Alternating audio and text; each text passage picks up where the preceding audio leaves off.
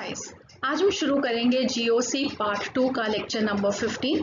Part 1 में हमने एक डिटेल डिस्कशन की थी नॉमेनक्लेचर ऑफ ऑर्गेनिक कंपाउंड्स पे, और पार्ट 2 में हम आइसोमेरिज्म को डिस्कस कर रहे हैं। और आज के इस लेक्चर का टॉपिक ऑप्टिकल आइसोमेरिज्म। इनफैक्ट ये ऑप्टिकल आइसोमेरिज्म का 7th लेक्चर है एंड आई होप कि आप सब लोगों ने पिछले सारे लेक्चर्स इस लेक्चर को देखने से पहले ज़रूर देख लिए हो, क्योंकि उसके बिना आपको ऑप्टिकल आइसोमेरिज्म नहीं समझ में आएगा। स्पेशली पिछले लेक्चर में हमने आरएस सिस्टम ऑफ नॉमेनक्लेचर को डिस्कस करना शुरू किया था। हमने देखा कि अगर मॉलिक्यूल के अंदर एक कायरलिटी सेंटर है, एक एसिमेट्रिक कार्बन प्रेजेंट है, तो ऐसे कंपाउंड्स को हम कैसे नेम करेंगे अकॉर्डिंग टू दिस सिस्टम। तो आज का ये लेक्चर उसी लेक्चर का कंटिन्यूएशन है। आज हम सीखेंगे आरएस सिस्टम ऑफ नॉमेनक्लेचर, जहाँ पे कायरलिटी सेंटर्स का नंबर क्या होगा, एक से ज़्यादा होगा। बहुत इंपॉर्टेंट टॉपिक है, बहुत इंपॉर्टेंट डिस्कशन है।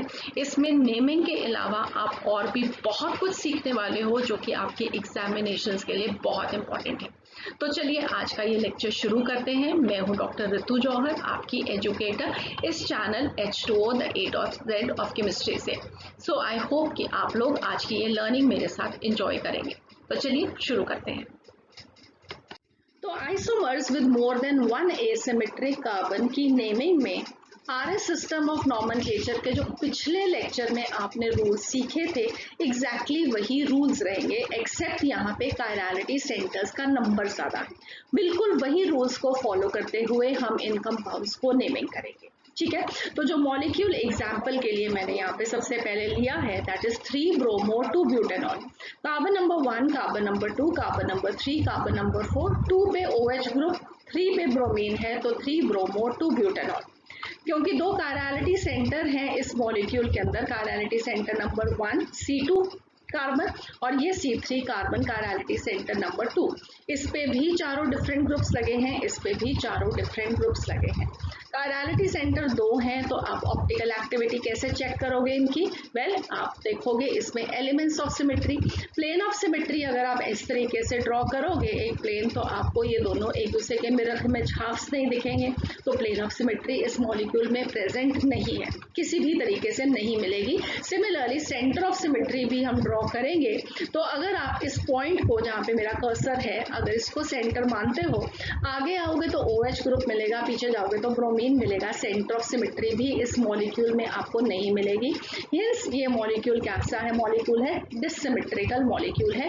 ऑल्टरनेट एक्सिस और एक्सिस ऑफ सिमेट्री को हमने नहीं देखा, राइट। तो ये कंपाउंड ऑप्टिकली एक्टिव कंपाउंड है। ऑलराइट, अब हमें इसकी नेमिंग करनी है। नेमिंग करने के लिए आपके पास यहाँ पे दो कायरलिटी सेंटर हैं, तो पहले कायरलिटी सेंटर को देखो और उसके अराउंड जो जो चार डिफरेंट ग्रुप्स हैं उनका प्रायोरिटी ऑर्डर लिख दो, ठीक है। तो ये हमने इसका प्रायोरिटी ऑर्डर लिखा according to the atomic number. तो ऑक्सीजन का एटॉमिक नंबर सबसे ज़्यादा, तो ग्रुप नंबर 1। उसके बाद हमारे पास दो ग्रुप्स हैं जिसमें कार्बन सेकेंड एटम है, तो उससे नेक्स्ट एटम्स देखने हैं। नेक्स्ट एटम्स देखोगे तो यहाँ पे एक ब्रोमीन, एक हाइड्रोजन और कार्बन, और इस वाले में तीनों हाइड्रोजन। सो ये बन गया group number 2, CH3 group number 3 और हाइड्रोजन ग्रुप नंबर 4, ठीक है। तो चारों ग्रुप्स का प्रायोरिटी ऑर्डर अराउंड C2 हमने कर दिया। अभी हमने C3 को नहीं देख रहे, ठीक है। अब उसके बाद हमने क्या किया? अगेन हमने एरो ड्रॉ की 1 से लेके 2 तक। 1 से लेके 2 तक ड्रॉ की, तो ये कैसी एरो है? वेल, ये है एंटी क्लॉकवाइज डायरेक्शन, ठीक है। इसमें हमें चेक क्या करना है कि जो 4th प्रायोरिटी ग्रुप है वो हमेशा हैच्ड वेज पे होना चाहिए, projecting backwards from the plane of paper होना चाहिए, जो कि आप देख रहे हो कि यहाँ पे है। ये डॉटेड वेज के साथ बना है, डैश के साथ, हैच वेज के साथ, ठीक है। इसका मतलब है कि जो डायरेक्शन एरो ने दी वही इसकी कार्बन की कॉन्फ़िगरेशन होगी। इसका मतलब ये कार्बन के अराउंड कैसे ग्रुप्स अरेंज्ड हैं? According to the S configuration, right. Anti clockwise is S। Alright, फिर हम मूव करेंगे नेक्स्ट कार्बन पे, दैट इज C3। C3 पे भी सिमिलरली आप इसी तरीके से priority order of the groups दे दो। सबसे पहले होगा ब्रोमीन, उसके बाद ये वाला carbon with the OH, hydrogen and CH3। Third group हो जाएगा CH3 और 4th ग्रुप होगा हाइड्रोजन। अब यहाँ पे आप देखते हो कि जो हाइड्रोजन है that is represented by the solid wedge. इसको कहाँ पे होना चाहिए, ब्रोमीन की जगह पे होना चाहिए। तो हम क्या करेंगे, इन दोनों की पोजीशन को इंटरचेंज कर देंगे। इंटरचेंज करने के बाद 1 से 2 तक आपने एरो ड्रॉ की, crossing over fourth group. Third group को कभी भी क्रॉस ओवर करके एरो नहीं ड्रॉ करनी है, हमेशा फोर्थ ग्रुप को ही क्रॉस करना है। क्रॉस किया तो ये डायरेक्शन क्या आई हमारे पास, अगेन एंटी क्लॉकवाइज, मगर यहाँ पे हमने दो ग्रुप्स का इंटरचेंज किया है पोजीशन का। तो जो भी कॉन्फ़िगरेशन एस से आई उससे आपको ऑपोजिट लिखनी है, तो आ गई आर कॉन्फ़िगरेशन। तो C2 पे है एस और C3 पे क्या है, आर। तो नाम क्या हो जाएगा कंपाउंड का, 2s3r3 ब्रोमो 2 ब्यूटेनॉल। ठीक है, आई hope this is clear, easy है, पिछले लेक्चर में आप सब सीख चुके हो। सिर्फ 1 बाय 1 एक एक कार्बन, जितने भी कार्बन्स में जितने भी कायरलिटी सेंटर हैं उसके अराउंड ग्रुप्स को देखते हैं 1 बाय 1 आप उनका नाम लिख सकते हैं, परफेक्टली फाइन। और उसके बाद आपको क्या करना है, उस कार्बन का नंबर आगे लिख देना है। ये C2 था तो हमने इसको 2s लिख दिया, ये C3 था तो हमने इसको 3r लिख दिया, परफेक्टली फाइन, नाम हो गया इसका। ऑलराइट, अब सिमिलरली इसको हम फिशर प्रोजेक्शन में भी देख लेते हैं। तो जब आप इसको फिशर प्रोजेक्शन में देखोगे तो वेल अगेन जो रूल्स हैं, जैसे हमने Fischer projection with 1 asymmetric carbon के लिए सीखे थे, वही रूल्स अब हम फिशर प्रोजेक्शन के लिए भी यूज करेंगे, जहाँ पे एक से ज्यादा एसिमेट्रिक कार्बन होगा। बिल्कुल जैसे वेजेंट डैश में किया था वैसे ही फिशर प्रोजेक्शंस के लिए भी कर लो। तो सेम एग्जाम्पल हम लेते हैं 3 ब्रोमो 2 ब्यूटेनॉल का, फाइन। तो इसमें अगर आप क्या देख रहे हो, अगेन आपको प्रायोरिटी ग्रुप्स C2 के अराउंड हमने अरेंज कर दिए। OH आया 1, ये 2, ये 3 और ये 4। ओके, अब हमने एरो ड्रॉ की ग्रुप नंबर 1 से ग्रुप नंबर 2 तक। ये किस डायरेक्शन में आई, क्लॉकवाइज डायरेक्शन में। क्लॉकवाइज कॉन्फ़िगरेशन क्या होती है, आर कॉन्फ़िगरेशन होती है, मगर वो तब होती है जब जो फोर्थ प्रायोरिटी ग्रुप है वो वर्टिकल लाइन पे हो। अगर fourth priority group horizontal line पे है तो आपको कॉन्फ़िगरेशन कैसी लिखनी है, इस कॉन्फ़िगरेशन के ऑपोजिट। तो अगर एरो आर बता रहा है तो C2 की कॉन्फ़िगरेशन क्या हो जाएगी, एस कॉन्फ़िगरेशन। ठीक है, आई hope this is clear. Alright, अब नेक्स्ट वाले को भी देख लेते हैं। नेक्स्ट वाले में हमने क्या देखा, ये वाला कार्बन C3, इसके अराउंड ब्रोमीन, ये carbon priority group number 2 CH3 और हाइड्रोजन फिर ग्रुप नंबर 4। अगेन क्योंकि हाइड्रोजन जो कि ग्रुप नंबर 4 है हॉरिजॉन्टल लाइन पे प्लेस्ड है, तो एरो से ऑपोजिट वाली कॉन्फ़िगरेशन होगी। ये S है तो R इसका आंसर होगा। ठीक है, तो ये बन जाएगा 2s3r3 ब्रोमो ब्यूटेनॉल, बिल्कुल वैसे ही जैसे कि हमने वेजेंट डैश में किया था। ये दोनों कंपाउंड्स की वेजेंट डैश और फिशर प्रोजेक्शन है। अब बहुत इंपॉर्टेंटली आपको अपने एग्जामिनेशंस में क्या चाहिए है कि आप एक प्रोजेक्शन को दूसरी प्रोजेक्शन में कन्वर्ट कर सकें। जनरली जब भी आपको एक वेजेंट डैश रिप्रेजेंटेशन को फिशर में चेंज करना है या फिशर को वेजेंट डैश में चेंज करना है, तो वेल आपको यूज करना चाहिए जब दो कायरलिटी सेंटर हो इसकी 100 हॉर्स प्रोजेक्शन को। 100 हॉर्स प्रोजेक्शन अभी हमने सीखी नहीं है, ठीक है, तो हम क्या करें, हम कोई और ट्रिक यूज कर सकते हैं। हाँ, हम इस पे SR कॉन्फ़िगरेशन की ट्रिक को यूज कर सकते हैं। कैसे यूज कर सकते हैं, आपको एक प्रोजेक्शन दिया हुआ है वेजेंट डैश, राइट, आपने उसको फिशर प्रोजेक्शन में कन्वर्ट करना है। कैसे करोगे, आपको ये वाले C2 के आसपास के ग्रुप्स की नंबरिंग प्रायोरिटी ऑर्डर आपने कर लिया, आपने इसकी कॉन्फ़िगरेशन S ढूंढ ली।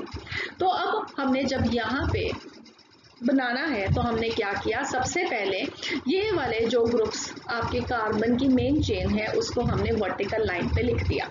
CH3 फिर कार्बन कार्बन बॉन्ड और फिर उसके बाद वाला CH3, ये हमने इसको वर्टिकल लाइन पे लिख दिया। उसके बाद आपको ये वर्टिकल लाइन वाले ग्रुप्स, एक CH3 और उसके बाद ये नेक्स्ट कार्बन, इसकी पोजीशन वेजेंट डैश में मालूम है कि क्या थी, एक की 3 थी और दूसरे की 2 थी, राइट। तो हमने क्या किया, ये 3 और 2 इसको यहाँ पे भी लिख दिया। रह गया हमारा डिसीजन अब 1 और 4 में करने के लिए कि फिशर में हाइड्रोजन और OH ग्रुप को किस साइड पे लगाएं। तो अगेन अगर आप यहाँ पे OH ग्रुप लगाओगे तो आपकी जो डायरेक्शन आएगी ये कैसी आएगी, clockwise. R configuration, hydrogen present है हॉरिजॉन्टल पोजीशन पे, तो ये बन जाएगी S कॉन्फ़िगरेशन। हमें S कॉन्फ़िगरेशन ही चाहिए थी, ठीक है। अगर आप OH यहाँ पे लगाओगे तो ये कॉन्फ़िगरेशन उसकी ऑपोजिट बन जाएगी, S कॉन्फ़िगरेशन नहीं आएगी, इसका आंसर R आएगा। तो आपको RS कॉन्फ़िगरेशन से ही वेज एंड डैश को फिशर में कन्वर्ट कर सकते हो। सिमिलरली फिशर को भी आप इस तरीके से वेज एंड डैश में कर सकते हो, क्योंकि फोर्थ ग्रुप को आपको कहाँ पे लगाना है, यहाँ पे पीछे वेज पे लगाओगे। ठीक है, तो उस तरीके से आप जब कॉन्फ़िगरेशन एक कार्बन की मालूम है उससे दूसरे के अंदर प्रोजेक्शन में उसको चेंज करोगे तो आपको बहुत हेल्प करेगा। आई होप आप लोगों को समझ में आ गया कि एक वेज एंड डैश को फिशर में और फिशर को वेज एंड डैश रिप्रेजेंटेशन में करने के लिए जो भी रिप्रेजेंटेशन आपको दी है उसकी कॉन्फ़िगरेशन SR के अकॉर्डिंगली लिख के दूसरे में उसको कन्वर्ट कर दो, बहुत आपको हेल्प करेगा, बहुत इजीली आप कर पाओगे। ठीक है, ऑलराइट। अब नेक्स्ट हमने यहाँ पे जितने भी एक एसिमेट्रिक कार्बन वाले कंपाउंड्स देखे, वहां पे हमने कहा कि वो जो कंपाउंड है और उसका मिरर इमेज कंपाउंड एक दूसरे पे नॉन सुपर इम्पोजेबल हो तो वेल वो फॉर्म करते हैं एक इनैंशियोमेरिक पेयर। मगर जब हमारे पास ऐसे कंपाउंड्स आ जाए जिसमें एसिमेट्रिक कार्बन्स का नंबर ज्यादा है तो वहां पे जो स्टीरियो आइसोमर्स पॉसिबल होंगे वो ज्यादा हो जाएंगे।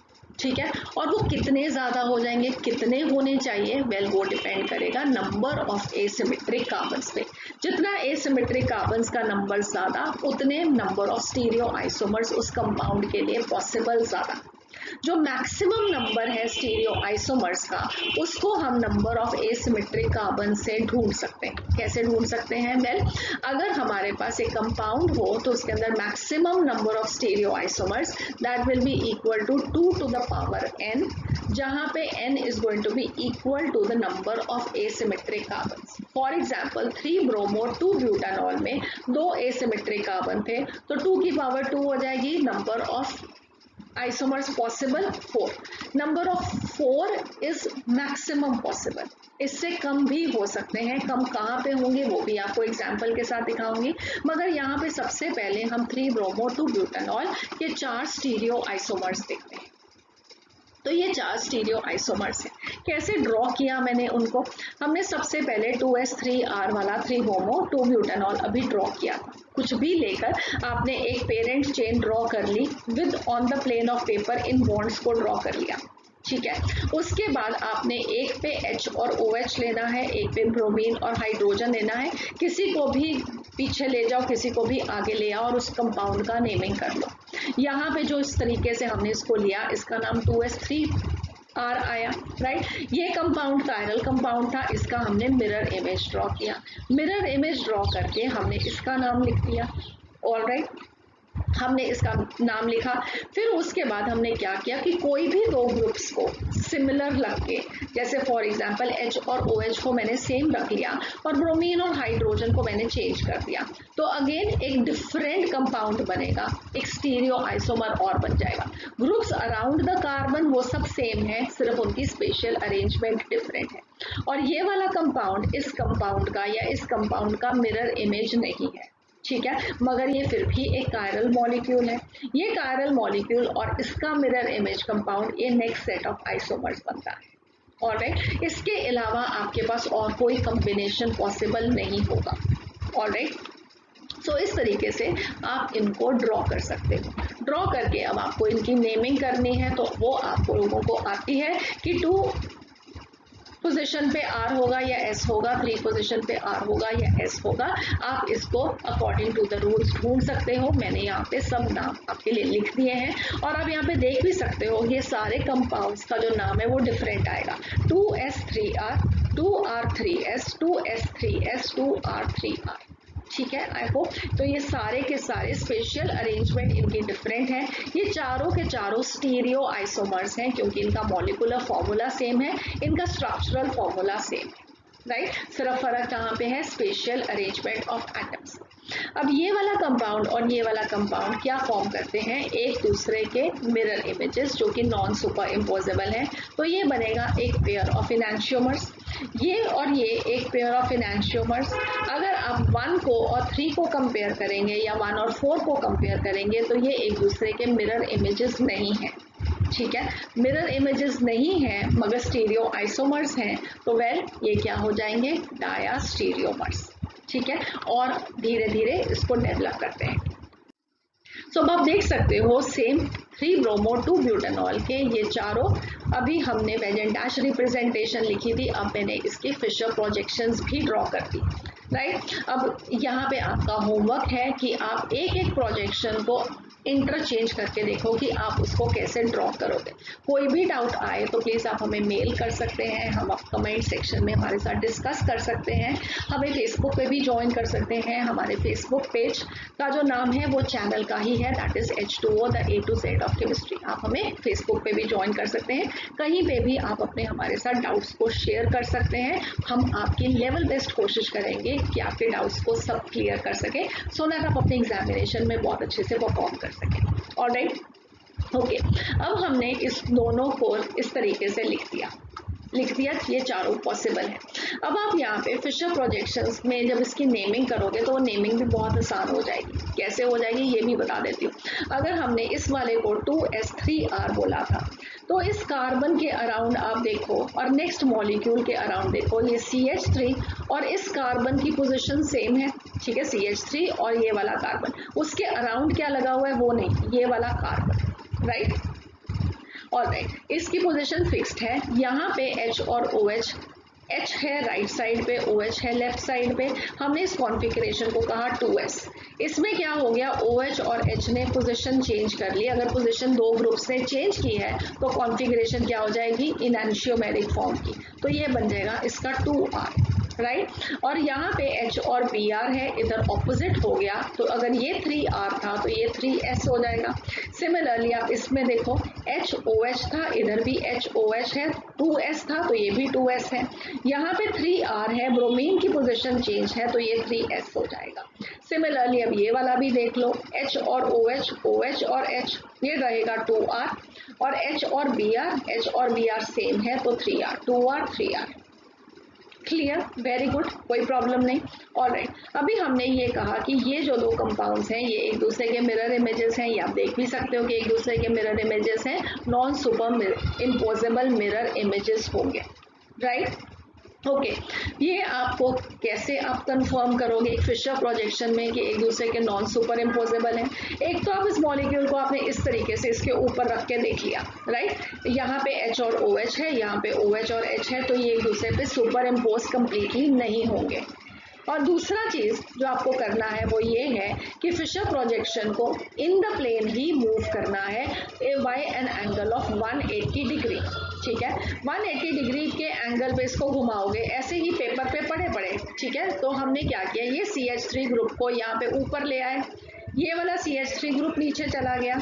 ये जब CH3 नीचे गया, ये टर्न होता होता ये OH कहाँ पे आ जाएगा, इस हाइड्रोजन की जगह पे, राइट। इस हाइड्रोजन की जगह पे आएगा, ब्रोमीन यहाँ पे आ जाएगा और ये दोनों H इस साइड पे चले जाएंगे।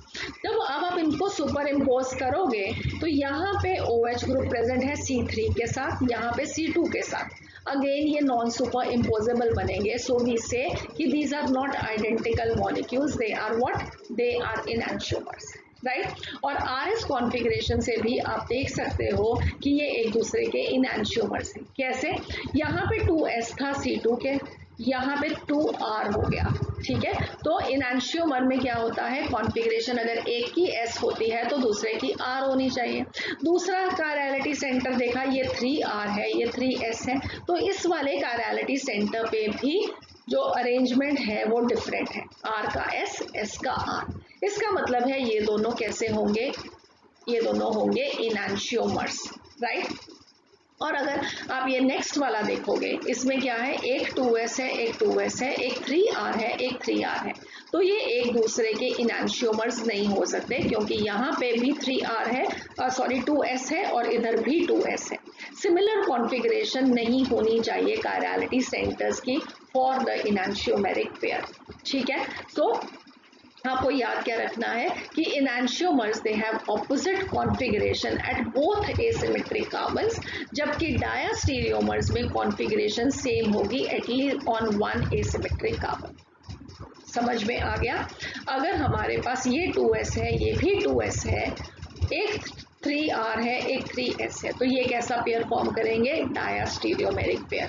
तो कॉन्फ़िगरेशन सिर्फ आपकी RS लिखने से आप आइडेंटिफाई करके बता सकते हो कि कौन सा पेयर ऑफ इनैंशियोमर बनेगा और कौन सा पेयर ऑफ डायास्टीरियोमर बनेगा। सिमिलरली अगर 1 को 4 के साथ कंपेयर करोगे तो 2S 2R 3R 3R, again एक सेम है एक डिफरेंट है, तो अगेन ये क्या बनेगा? Pair of डायास्टीरियोमर्स।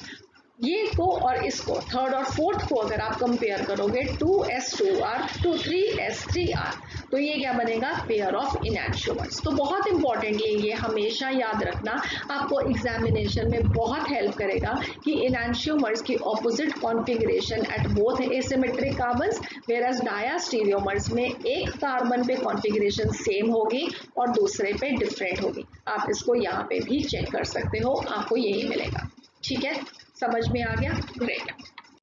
तो दो कायरलिटी सेंटर वाले मॉलिक्यूल्स को जब डिस्कस करेंगे तो टार्टेरिक एसिड को तो बिल्कुल मिस कर ही नहीं सकते, मोस्ट इंपॉर्टेंट कंपाउंड है ऑप्टिकल आइसोमेरिज्म के लिए। इसको आपने पिछले लेक्चर में भी देखा था, मॉडल्स के साथ भी देखा था, और हमने देखा था कि टार्टेरिक एसिड के 3 स्टीरियो आइसोमर्स पॉसिबल है, राइट। पहले अगर हम इसका स्ट्रक्चर देखें तो स्ट्रक्चर के अंदर carbon number 1, carbon number 2, carbon number 3, carbon number 4, 4 carbon की चेन है। फर्स्ट और फोर्थ पोजीशन पे COOH ग्रुप प्रेजेंट है, तो ब्यूटेन 1,4 डाइओइक एसिड हुआ, और 2 और 3 पोजीशन पे OH ग्रुप प्रेजेंट है, तो 2,3 डाइहाइड्रोक्सी हो गया।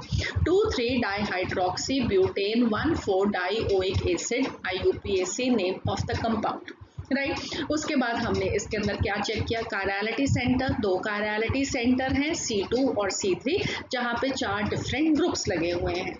तो हमने नेक्स्ट चेक किए एलिमेंट्स ऑफ सिमेट्री। पहले हमने चेक किया प्लेन ऑफ सिमेट्री। इस पोजीशन में आप देखते हो इस कंपाउंड में आपको प्लेन ऑफ सिमेट्री नहीं दिखाई दे रही, मगर इसमें आपको क्या दिखाई देगा? इसमें आपको सेंटर ऑफ सिमेट्री दिखाई देगा। Carbon carbon, COH COH, OH जितना आगे इतना ही पीछे, हाइड्रोजन जितना पीछे उतना आगे, तो यहाँ पे आपको सेंटर ऑफ सिमेट्री दिखाई दी। जबकि इसके फिशर प्रोजेक्शन में आप क्या देख सकते हो? प्लेन ऑफ सिमेट्री देख सकते हो, राइट। तो यहाँ पे अगर हम प्लेन ड्रॉ करेंगे तो आपको 2 इक्वल मिरर इमेज हाफ्स दिखाई देते हैं। तो ये मैंने आपको पिछले लेक्चर में विद मॉडल्स भी दिखाया था कि कार्बन कार्बन बॉन्ड जो है ये वाला, ये एक सिग्मा बॉन्ड है, और सिग्मा बॉन्ड के अराउंड फ्री रोटेशन पॉसिबल है। उसकी वजह से अगर हम इस कार्बन को होल्ड करें, इसकी पोजिशंस फिक्स रखें, इस कार्बन के अराउंड 180 डिग्री के एंगल पे इन ग्रुप्स को रोटेट करते हैं, तो जो आपको स्ट्रक्चर मिलेगा वो उसका ये फिशर प्रोजेक्शन है, या इस वाले का फिशर प्रोजेक्शन आप वेज एंड डैश रिप्रेजेंटेशन आपको तब मिलेगा जब आप इस वाले को 180 डिग्री के एंगल पे इन ग्रुप्स को चेंज कर दोगे। जब आप चेंज करोगे तो ये COH ग्रुप नीचे आ जाएगा, OH ग्रुप पीछे चला जाएगा, हाइड्रोजन आगे आ जाएगा, और आपको इस मॉलिक्यूल में भी प्लेन ऑफ सिमेट्री मिलेगी। तो ये 2 पोजीशंस हैं मीजो टार्टेरिक एसिड की, जिसे हमने कन्फर्मेशनल आइसोमेरिज्म पढ़ेंगे तो अच्छे से समझ में आ जाएगा कि कार्बन कार्बन बॉन्ड की फ्री रोटेशन की वजह से जो 2 कन्फर्मर्स आपको मिल रहे हैं वो ये 2 कन्फर्मर्स हैं। ठीक है, तो इसको हम अभी अलग से डिस्कस करेंगे। फिलहाल हम ये समझ सकते हैं कि ये प्रोजेक्शन में आप देख रहे हो तो सेंटर ऑफ सिमेट्री दिख रहा है, ये प्रोजेक्शन में आप देख रहे हो तो प्लेन ऑफ सिमेट्री दिख रहा है। आपको कुछ भी दिखा तो वेल ये कंपाउंड ऑप्टिकली एक्टिव नहीं हो सकता, राइट। ये वाला ऑप्टिकली एक्टिव नहीं है, 2 कायरलिटी होने सेंटर होने के बावजूद।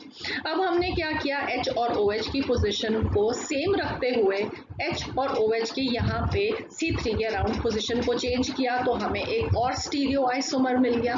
ये वाला स्टीरियो आइसोमर में अब आप देखोगे कि ना आपको प्लेन ऑफ सिमेट्री मिलेगा, ना आपको सेंटर ऑफ सिमेट्री मिलेगा। दोनों में से किसी स्ट्रक्चर्स में भी आप देख लो, फिशर प्रोजेक्शन में भी और वेज एंड डैश रिप्रेजेंटेशन में भी। और ये क्या हो गया? इसका मिरर इमेज कंपाउंड। ये दोनों कंपाउंड्स ऑप्टिकली एक्टिव, ये फॉर्म करेंगे एक पेयर ऑफ इनैंशियोमर्स, राइट। तो हमारे पास ये 3 स्टीरियो आइसोमर्स बने टार्टेरिक एसिड के, और हमने तीनों का नेमिंग भी कर दी RS कॉन्फ़िगरेशन के अराउंड। तो आई होप आप सब लोग वो सब जानते हो अब कि कैसे RS कॉन्फ़िगरेशन करते हैं। मैं एक कंपाउंड के लिए आपके लिए दोबारा से कर देती हूँ। तो यहाँ पे हमारे पास प्रायोरिटी ग्रुप OH, उसके बाद सेकेंड प्रायोरिटी ग्रुप बनेगा COOH, क्योंकि यहाँ पे ये जो कार्बन है इसके साथ एक ऑक्सीजन डबल बॉन्ड के साथ और एक ऑक्सीजन सिंगल बॉन्ड के साथ, तो ये क्या बनेगा, कार्बन के साथ ग्रुप्स अटैच OOO, राइट। और अगर आप C3 वाला कार्बन देखोगे तो उसके साथ क्या अटैच्ड है, एक ऑक्सीजन है, एक कार्बन है और एक हाइड्रोजन है। सो ऑब्वियसली COOH ग्रुप की प्रायोरिटी C3 कार्बन से ज्यादा होगी। फाइन, सो ये हमारा ग्रुप बन गया प्रायोरिटी ग्रुप नंबर 2। मैं दोबारा से यहाँ पे इसको लिख देती हूँ, और ये C3 हमारा ग्रुप बन गया 3 and hydrogen is going to be group number 4, right. अब हमने क्या करना है, 1 से 2 पे एरो किया, क्रॉसिंग ओवर 4, और 4 ऑलरेडी ही वेज हैश वेज के साथ रिप्रेजेंटेड है, तो हमें सिर्फ एरो का डायरेक्शन देखते हुए इसकी कॉन्फ़िगरेशन बता देनी है। तो C2 पे जो कॉन्फ़िगरेशन आई वो आई R, सो ये बन गया 2R, राइट। ऑलराइट, अब हम उसके बाद C3 देखेंगे। C3 देखेंगे तो इसको पहले रब कर देते हैं। सो C3 पे भी सेम ग्रुप्स ही अटैच्ड हैं, एक OH है, एक हाइड्रोजन है, एक COOH है, तो हम जल्दी से उसको 1 2 3 4 लिख देते हैं। सो ये हमारे पास बन गया 1, COH बनेगा 2, C2 वाला कार्बन बनेगा प्रायोरिटी ग्रुप नंबर 3 और हाइड्रोजन बनेगा ग्रुप नंबर 4। अब हाइड्रोजन कैसे है, बेस्ट सॉलिड वेज के साथ रिप्रेजेंटेड है, आपको इंटरचेंज करनी पड़ेगी पोजीशन OH की और हाइड्रोजन की। तो यहाँ पे आ जाएगा OH और यहाँ पे चला जाएगा हाइड्रोजन, राइट। अब आप 1 से 2 ग्रुप पे एरो ड्रॉ करोगे तो ये बनेगी क्लॉकवाइज, मगर क्योंकि स्विच किया है हमने 2 ग्रुप्स का, तो आंसर क्या बनेगा, S कॉन्फ़िगरेशन, तो ये बन जाएगा 3S, right. So I hope आप लोग अब अच्छे से जान चुके हो कि कॉन्फ़िगरेशंस को अपने RS सिस्टम के अराउंड कैसे नेमिंग करनी है। तो इस तरीके से आप ये तीनों स्टीरियो आइसोमर्स को क्या कर सकते हो, RS कॉन्फ़िगरेशन के अराउंड नेम कर सकते हो। वेल, अब आपके दिमाग में क्वेश्चन जो आ रहा होगा वो ये है कि मैंने ये कहा था कि अगर 2 कायरलिटी सेंटर होंगे तो जो maximum number of stereo isomers possible हैं वो है 2 to the power n, मतलब 4। तो हमने यहाँ पे 3 ही क्यों ड्रॉ किए, तो वेल उसका आंसर ये है कि हमने ये वाले 2 बनाए थे एक दूसरे के मिरर इमेज कंपाउंड, हमने इस वाले का मिरर इमेज कंपाउंड नहीं इंक्लूड किया एज अ स्टीरियो आइसोमर। तो हम पहले ऐसे करते हैं, इसका एक मिरर इमेज कंपाउंड बनाते हैं, so that you can understand कि हमने इसको एज अ स्टीरियो आइसोमर क्यों नहीं लिया। फाइन, सो यहाँ पे हमारे पास हो जाएगा H, दूसरी साइड पे चला जाएगा OH, मैं सिर्फ यहाँ पे O ही लिख रही हूँ because you will not be able to see the H, और ये मैंने लिखा COOH, ठीक है। हमने यहाँ से टॉप से नंबरिंग शुरू की थी, तो ये carbon number 1, carbon number 2, carbon number 3 और COH कार्बन नंबर 4। अगर मैं इस कंपाउंड की नंबरिंग यहाँ से शुरू करूँ 1 2 3 और 4, क्या बता सकते हो इस कंपाउंड का नाम क्या होगा? वेल अगेन ये बनेगा 2,3 डाइहाइड्रोक्सी ब्यूटेन 1,4 डाइओइक एसिड, क्योंकि ऊपर से नीचे से दोनों तरफ से जो ग्रुप्स आ रहे हैं वो सिमिलर आ रहे हैं, प्लेन ऑफ सिमेट्री इस मॉलिक्यूल में प्रेजेंट, राइट। सो जब हमने इस कंपाउंड को नेम किया 1 इधर से लेते हुए, तो कंपाउंड का जो RS सिस्टम के अराउंड नॉमेनक्लेचर आया वो है 2R3S टार्टेरिक एसिड, राइट। ये भी टार्टेरिक एसिड है। अगर मैं इसकी नंबरिंग यहाँ से शुरू कर रही हूँ, अगर आप ग्रुप्स देखोगे तो ये क्या है, OH से COH आप गए, राइट। ये कैसी रोटेशन है, एंटी क्लॉकवाइज। हाइड्रोजन कहाँ पे प्रेजेंट है, हाइड्रोजन प्रेजेंट है हॉरिजॉन्टल बॉन्ड पे, तो आपको इसका आंसर लिखना पड़ेगा उल्टा, दैट मीन्स ये 2 पे पोजीशन के हुए R कॉन्फ़िगरेशन होगी। अगर आप 3 पोजीशन पे देखोगे तो ये क्या है, क्लॉकवाइज, अगेन ऑपोजिट लिखोगे तो ये बनेगा 3S। तो इस कंपाउंड का नाम भी क्या बना, 2R3S टार्टेरिक एसिड, राइट। क्योंकि यहाँ पे प्लेन ऑफ सिमेट्री प्रेजेंट थी, इसलिए दोनों तरफ से ही आपको सेम कंपाउंड मिला, 2R3S tartaric acid, 2R3S tartaric acid. So ये दोनों स्ट्रक्चर्स कैसे स्ट्रक्चर्स हैं, ये दोनों आइडेंटिकल स्ट्रक्चर है, सिर्फ एक को हम इस तरफ से देख रहे हैं, एक को हम इस तरफ से देख रहे हैं, आई होप आप लोगों को समझ में आ गया कि ये दोनों आइडेंटिकल है, इसीलिए हम ये कह रहे हैं कि यहाँ पे 3 स्टीरियो आइसोमर्स बनेंगे। मैक्सिमम पॉसिबल यस 4 है, अगर कोई जो मिरर इमेज कंपाउंड है वो सुपर इम्पोजेबल ना निकल जाए। और वो केस कहाँ पे होगा? हमेशा केस वो वहां पे होगा जहाँ पे आपको इनैंशियोमर लग रहा है कंपाउंड। ठीक है, तो मीजो टार्टेरिक एसिड का जो हमें इनैंशियोमर लग रहा था वो इनैंशियोमर ना होके आइडेंटिकल कंपाउंड। आई होप ये आप लोगों को अच्छे से समझ में आ गया। और मीजो टार्टेरिक एसिड और इन दोनों में क्या रिलेशनशिप होगा? वेल ये वाला और ये वाला एक दूसरे के कैसे स्ट्रक्चर्स हैं? ये है 2R2R, ये है 3S3R। तो इसका मतलब एक पे आपकी कॉन्फ़िगरेशन सेम है और दूसरे पे डिफरेंट है, तो ये बनेंगे एक पेयर ऑफ डायास्टीरियोमर्स। सिमिलरली ये वाला और ये वाला भी a pair of diastereomers, and these two they are a pair of enantiomers. So next compound, a very important compound, tartaric acid, जिसको आप start of the lectures on optical isomerism से पढ़ते आ रहे हो, और आज मैं इसके बारे में एक अच्छी डिटेल डिस्कशन करने वाली हूँ। आपने पिछले लेक्चर्स जब हम सेंटर ऑफ सिमेट्री को डिस्कस कर रहे थे तब मॉडल्स के साथ अंडरस्टैंड किया था कि टार्टेरिक एसिड के 3 स्टीरियो आइसोमर्स हैं। तो सबसे पहले हम उनको ड्रॉ करते हैं, एक वेज एंड डैश रिप्रेजेंटेशन, दूसरा फिशर प्रोजेक्शन। मैंने दोनों ही ड्रॉ किए हैं आपकी अंडरस्टैंडिंग के लिए, राइट। तो टार्टेरिक एसिड के बारे में हम क्या जानते हैं अब तक? हम ये जानते हैं कि इस कंपाउंड के अंदर 4 कार्बन की चेन है। पोजीशन नंबर 1 और पोजीशन नंबर 4 पे COH ग्रुप है, पोजीशन नंबर 2 और पोजीशन नंबर 3 पे OH ग्रुप है। तो कंपाउंड का IUPAC नेम क्या होगा? 2,3 डाइहाइड्रोक्सी ब्यूटेन 1,4 डाइओइक एसिड। और तीनों स्ट्रक्चर्स का IUPAC नेम सेम होगा, मॉलिक्यूलर फॉर्मूला सेम है, स्ट्रक्चरल फॉर्मूला सेम है, सिर्फ special arrangement of the groups different है, इसलिए ये तीनों एक दूसरे के स्टीरियो आइसोमर्स हैं। ठीक है, अब हमने पिछले लेक्चर्स में ये भी स्टडी किया कि इस कंपाउंड के अंदर 2 कायरलिटी सेंटर हैं, और 2 कायरलिटी सेंटर का मतलब है कि जब तक आप एलिमेंट्स ऑफ सिमेट्री को चेक नहीं कर लेते तब तक आप नहीं बता सकते कि ये कंपाउंड ऑप्टिकली एक्टिव है या इनएक्टिव है। तो उसके लिए हमने देखा कि ये जो मीजो टार्टेरिक एसिड है उसमें अगर आप ये प्रोजेक्शन देखोगे तो यहाँ से अगर सेंटर हो तो यहाँ पे इधर एक कार्बन, इधर एक कार्बन, COH ग्रुप ऊपर, एक नीचे, OH ग्रुप आगे, उतना ही डिस्टेंस पीछे, ये पीछे और ये उतना ही डिस्टेंस आगे।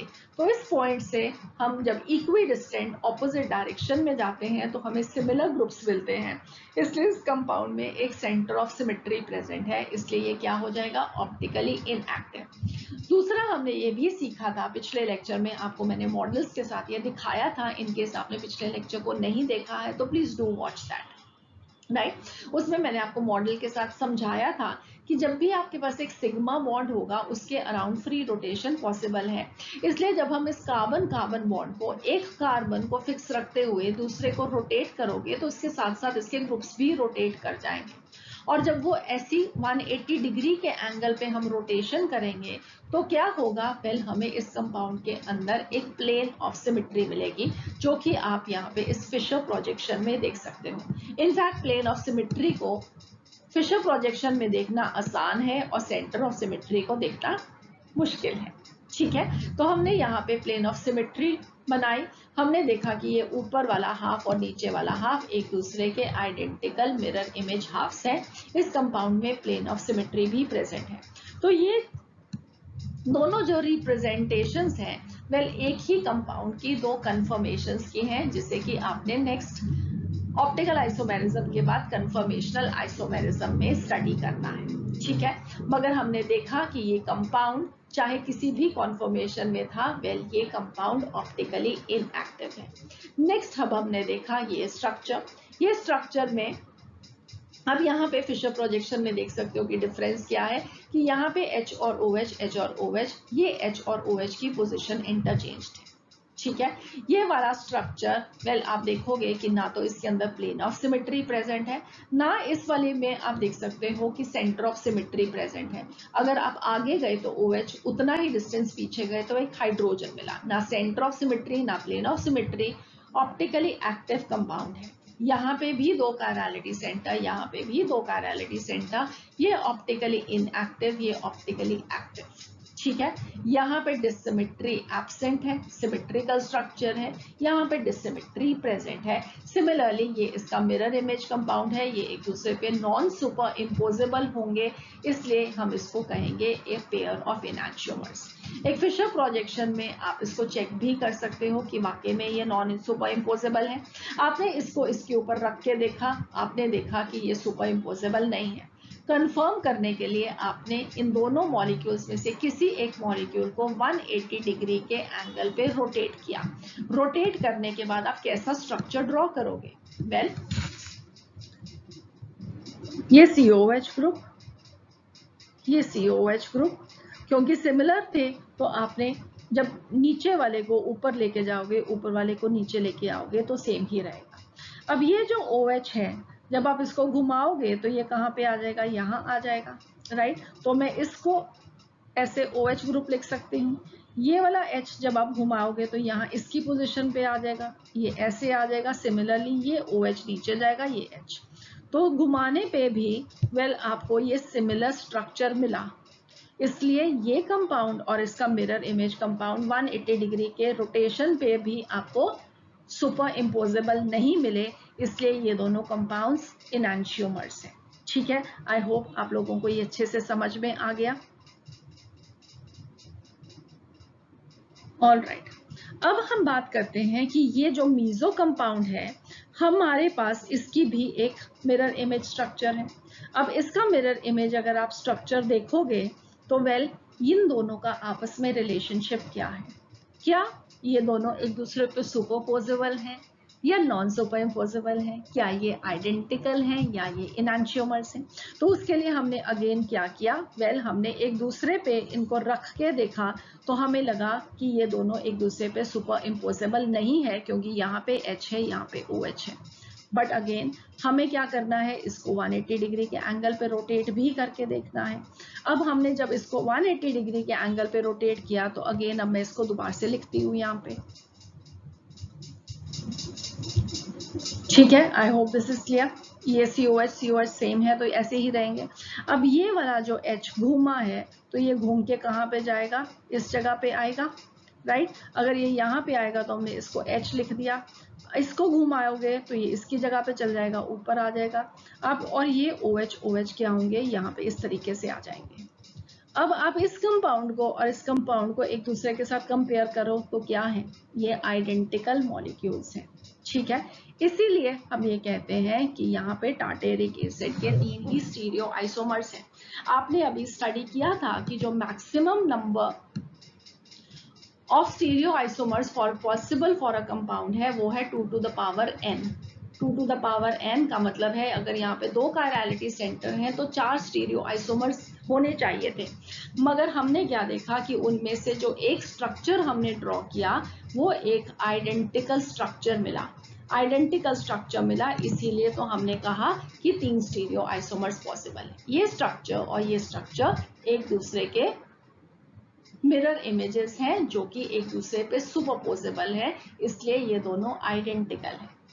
अब हम क्या सीख रहे हैं इस लेक्चर में? RS configuration. अब हम इनके RS कॉन्फ़िगरेशंस लिखेंगे जो कि आप ऑलरेडी देख सकते हो कि यहाँ पे लिखे हुए हैं।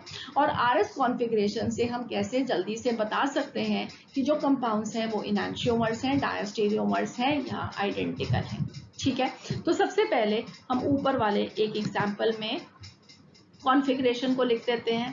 तो वेल, अगर आप ये देखोगे तो हमारे पास ये वाला स्ट्रक्चर, ठीक है। तो इसमें कार्बन, ये वाला OH ग्रुप एटॉमिक नंबर सबसे ज्यादा, तो priority group number 1। COH group और ये वाला कार्बन दोनों ही नेक्स्ट क्या है? कार्बन्स हैं, कार्बन्स हैं।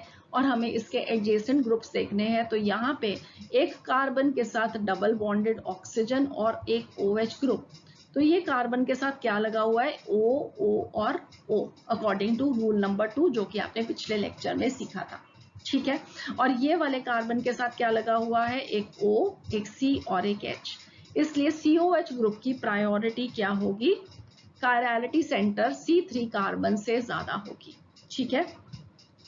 तो हमारे पास OH ग्रुप नंबर 1, COH 2, ये वाला 3 और हाइड्रोजन बनेगा ग्रुप नंबर 4। अब हमने देखा कि ग्रुप नंबर 4 कौन सी पोजीशन पे प्रेजेंट है, तो वेल ये हैच्ड वेज के साथ डॉटेड लाइंस के साथ रिप्रेजेंटेड है। तो ये ऐसा ही होना चाहिए, हमेशा projected back from the plane of paper, हमेशा अवे फ्रॉम अस। तो यहाँ पे अब क्योंकि वो उसी पोजीशन में प्रेजेंट है तो हम 1 से 2 पे एरो ड्रॉ करेंगे। अगेन 1 से 2 पे एरो ड्रॉ करते हुए हमेशा 4 को ही क्रॉस करना, 3 को कभी क्रॉस करके एरो नहीं बनाना, राइट। तो अब हमने 1 से 2 एरो ड्रॉ की, तो ये कौन सी डायरेक्शन में है, क्लॉकवाइज है, तो कॉन्फ़िगरेशन क्या होगी, आर, राइट। अब हम नेक्स्ट कायरलिटी सेंटर देखते हैं। सो 2 पे क्या हो गया, आर, जो कि यहाँ पे नीचे लिखा भी हुआ है तो सही ही लिखा हुआ है, राइट। नेक्स्ट अब हम इसको देखते हैं। अगेन ग्रुप सेम है तो जल्दी से 1 COH ग्रुप, ग्रुप नंबर 2, ये बन जाएगा 3 और हाइड्रोजन बना 4। बट अब हाइड्रोजन सॉलिड वेज के साथ रिप्रेजेंटेड है, हमें चाहिए है डैश के साथ, तो हमें चेंज करना पड़ेगा OH ग्रुप को और हाइड्रोजन को, ठीक है। अब अगेन आप एरोज ड्रॉ करोगे, जब आप एरोज ड्रॉ करोगे तो सबसे पहले हम, एक सेकेंड, राइट, तो OH ग्रुप यहाँ आएगा और हाइड्रोजन यहाँ आएगा। OH ग्रुप से COH ग्रुप, जो कि ग्रुप नंबर 2 है, आपने एरो ड्रॉ की, ये IR क्योंकि क्लॉकवाइज है, मगर क्योंकि दो ग्रुप्स का स्विच किया है तो कॉन्फ़िगरेशन उससे ऑपोजिट, इसका मतलब है इसकी कॉन्फ़िगरेशन क्या बनेगी, S। नीचे हमने लिख दिया 3S। तो इस कंपाउंड का जो कंप्लीट IUPAC नेम है वो क्या बनेगा, 2R3S टार्टेरिक एसिड, ठीक है। आई hope this is clear. Similarly आप बाकी दोनों स्ट्रक्चर्स में भी लिख सकते हो और नीचे वाले में भी आप इस तरीके से फिशर प्रोजेक्शन में भी लिख सकते हो। फिशर प्रोजेक्शन में आपका साथ एक एग्जाम्पल करते हैं, तो एग्जाम्पल कौन सा करते हैं, अब ये वाला करते हैं, ठीक है, क्योंकि इसकी कॉन्फ़िगरेशन लिखी हुई ही नहीं है। तो हमने यहाँ पे इस वाले कायरलिटी सेंटर पे group number 1, group number 2, group number 3 and group number 4 arrow draw की 1 से 2 तक। ये कौन सी डायरेक्शन आई, क्लॉकवाइज, तो आर कॉन्फ़िगरेशन। मगर याद क्या रखना है, ग्रुप नंबर 4 अगर हॉरिजॉन्टल पोजीशन पे प्रेजेंट है तो कॉन्फ़िगरेशन को ऑपोजिट कर दो, अगर वर्टिकल पोजीशन पे प्रेजेंट है तो कुछ नहीं करना, एरो की डायरेक्शन के अकॉर्डिंगली लिखेंगे। अब यहाँ पे ग्रुप नंबर 4 हॉरिजॉन्टल पोजीशन में, तो इसका मतलब है इसकी कॉन्फ़िगरेशन क्या हो जाएगी, 2S, ठीक है। अब हम नेक्स्ट वाले की देख लेते हैं। तो नेक्स्ट वाले का देखा तो group number 1, group number 2, group number 3, group number 4, horizontal position पे अगेन ग्रुप नंबर 4 प्रेजेंट है, तो ये अगर S है तो इसकी कॉन्फ़िगरेशन क्या होगी, 2R, ठीक है। आई होप दिस इज क्लियर। अब बाकी सारे स्ट्रक्चर्स को फिशर प्रोजेक्शन में लिखना बहुत आसान है। वो कैसे आसान है, आप सिर्फ यहाँ पे देखो कि इन सारे स्टीरियो आइसोमर्स में डिफरेंस है H और OH ग्रुप का। अगर यहाँ पे OH है, यहाँ पे H है, तो यहाँ पे H और OH उल्टा हो गया, मतलब कि दो ग्रुप्स का स्विच ही तो किया है। दो ग्रुप्स का स्विच किया तो अगर यहाँ पे 2S है तो यहाँ पे 2R हो जाएगा, यहाँ पे OH है, यहाँ पे H है, यहाँ पे H OH ऑपोजिट हो गया, तो अगेन अगर ये 3R है तो ये 3S हो जाएगा, ठीक है। अब आप नेक्स्ट देखो H और OH, तो 2R, ये HOH, ये OH ऑपोजिट, तो ये 3S था तो ये 3R। सिमिलरली आप इसको भी लिख सकते हो। तो आई होप आप लोगों को ये भी समझ में आ गया कि आप जल्दी से कैसे इन कॉन्फ़िगरेशंस को लिख सकते हो फिशर प्रोजेक्शन के अंदर। नेक्स्ट अब हमें देखना है कि इनमें से कौन सा इनैंशियोमर है, कौन सा डायस्टीरियोमर है, कौन सा आइडेंटिकल मॉलिक्यूल है। तो अगर आप यहाँ पे देख रहे हो, ये आपको मालूम है कि अभी ये इनैंशियोमर्स हैं, राइट। RS कॉन्फ़िगरेशन को देख के भी आप बता सकते हो कि ये कौन सी क्या है, इनैंशियोमर्स हैं। कैसे, आपको देखना है कायरलिटी सेंटर्स पे, अगर कायरलिटी सेंटर दोनों पे ऑपोजिट कॉन्फ़िगरेशन है तो इनैंशियोमर्स, 2R 2S opposite, 3R 3S opposite, ठीक है। तो ये बना पेयर ऑफ इनैंशियोमर्स। अगर इसको देखोगे तो ये 2R है, ये 2R है सेम, 3S 3R ऑपोजिट, इसका मतलब है एक सेम है एक ऑपोजिट, तो ये क्या बन जाएंगे, एक दूसरे के डायस्टीरियोमर्स। सिमिलरली ये वाला और ये वाला भी एक दूसरे के डायस्टीरियोमर्स, एक configuration 3S 3S same, 2R 2S opposite, तो डायस्टीरियोमर्स। अब आते हैं हम इस कंपाउंड पे और इस कंपाउंड पे। अब आप यहाँ पे देखोगे कि ये 2s ये 2r ऑपोजिट, ये 3r ये 3s ऑपोजिट। इसका मतलब है कि ये दोनों कंपाउंड्स क्या होने चाहिए, एक दूसरे के इनैंशियोमर्स। मगर एक्चुअली में ये एक दूसरे के इनैंशियोमर्स नहीं है। क्यों नहीं है? वेल, उसको अंडरस्टैंड आप कैसे करोगे? वेल, आपने अभी देखा था कि ये दोनों एक दूसरे के आइडेंटिकल हैं, 180 डिग्री के एंगल पे रोटेट करके आपने देखा। अब कॉन्फ़िगरेशन से हम उसको कैसे अंडरस्टैंड करते हैं कि एक दूसरे के आइडेंटिकल हैं? वेल, आप अब देख रहे हो कि ये जो कंपाउंड है इसमें जो कायरलिटी सेंटर्स हैं उसके अबाउट जो ग्रुप्स हैं वो सेम है। ठीक है, ग्रुप्स अगर सेम है तो इसका मतलब है इस कंपाउंड की नंबरिंग यहाँ से भी शुरू कर सकती हूँ, मैं इस कंपाउंड की नंबरिंग इस COH ग्रुप से भी कर सकती हूँ। जब मैंने इस कंपाउंड की नंबरिंग ऊपर वाले कार्बन से की तो इसकी जो कॉन्फ़िगरेशन आई वो 2r3s आई।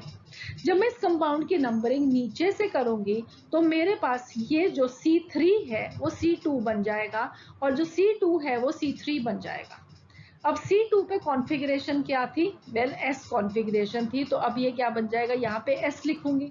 अब ये C2 पे कॉन्फ़िगरेशन क्या थी? R कॉन्फ़िगरेशन थी। अब मेरा ये 3 बनेगा तो ये मेरा R बन जाएगा। राइट, अब ये क्या बना? 2S और 3R। 2S 3R tartaric acid और ये वाला भी 2S 3R टार्टेरिक एसिड। दोनों के अंदर जो कॉन्फ़िगरेशन आई वो सेम आई। ठीक है, अगर सेम आई तो वो क्या है? Identical molecules. आई होप आप लोगों को अभी अच्छे से समझ में आ गया कि कैसे हम कॉन्फ़िगरेशंस को देख के भी बता सकते हैं कि कौन से एनांशियोमर्स हैं, कौन से डायस्टीरियोमर्स हैं और कौन से आइडेंटिकल ग्रुप्स हैं। सो आई होप अब आप लोगों को अच्छे से ये याद रहेगा कि टार्टेरिक एसिड के 3 स्टीरियो आइसोमर्स हैं, ये उन सब की कॉन्फ़िगरेशन है। ये वाला जो कंपाउंड अब आपने देखा ये आइडेंटिकल है और इसमें याद क्या रखना है? याद ये रखना है कि इसके अंदर 2 एसिमेट्रिक कार्बन्स हैं जिसके पास सेम सेट ऑफ 4 सब्स्टिट्यूएंट्स हैं। जो मीजो कंपाउंड है और उसका मिरर इमेज कंपाउंड है, ये वाले दोनों ये एक दूसरे के आइडेंटिकल हैं, ये एक दूसरे पे सुपरपोजेबल होंगे। इनकी कॉन्फ़िगरेशंस अगर हम देखेंगे तो सेम होगी। ठीक है, सिर्फ फर्क क्या है कि एक को हमने ऊपर से नंबर किया, अगर हम इसको नंबर नीचे से करते तो ये हमें इसका सिमिलर मिलता। दिस मीन्स 180 डिग्री के एंगल पे रोटेट करने पे इस कंपाउंड को in the plane of paper आपको क्या मिला? आइडेंटिकल ग्रुप मिला। और जब भी आइडेंटिकल मिले 180 डिग्री के पे भी रोटेट करने पे तो वो आइडेंटिकल होंगे, वो इनैंशियोमर्स नहीं होंगे। इनैंशियोमर्स ऐसे दिखने में और 180 डिग्री के एंगल पे रोटेट करने के बाद भी non super imposable mirror images होनी चाहिए। ठीक है, आई होप आप लोगों को ये अब हमेशा याद रहेगा। ग्रेट।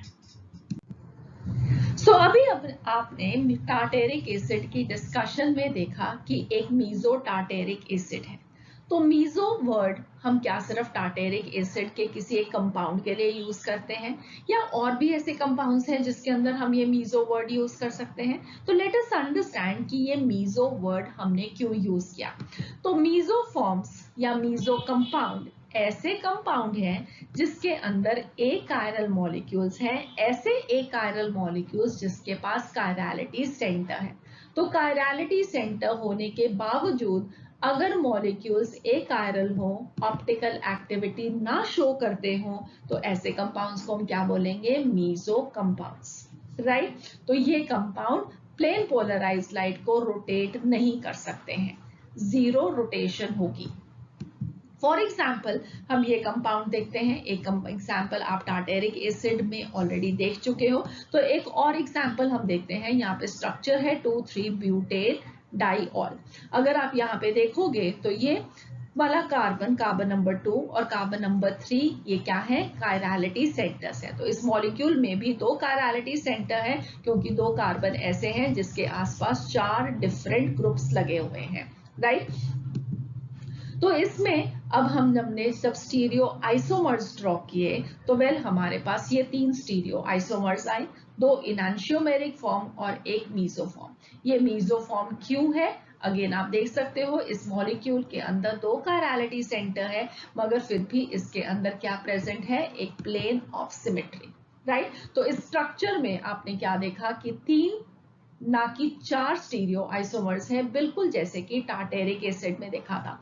तो इसमें हम इन्हें कैसे आइडेंटिफाई कर सकते हो? अगेन आप आइडेंटिफाई कर सकते हो कि ये दोनों कायरलिटी सेंटर्स जो हैं, इन दोनों के आसपास जो ग्रुप्स लगे हुए हैं वो सिमिलर ग्रुप्स लगे हैं। आप इस कंपाउंड की ऊपर से नेमिंग करोगे या नीचे से नेमिंग करोगे, दोनों की नेमिंग सेम आएगी, ठीक है, बिल्कुल टार्टेरिक एसिड के जैसे ही। तो इसलिए यहाँ पे 4 नहीं 3 स्टीरियो आइसोमर्स हमें मिले।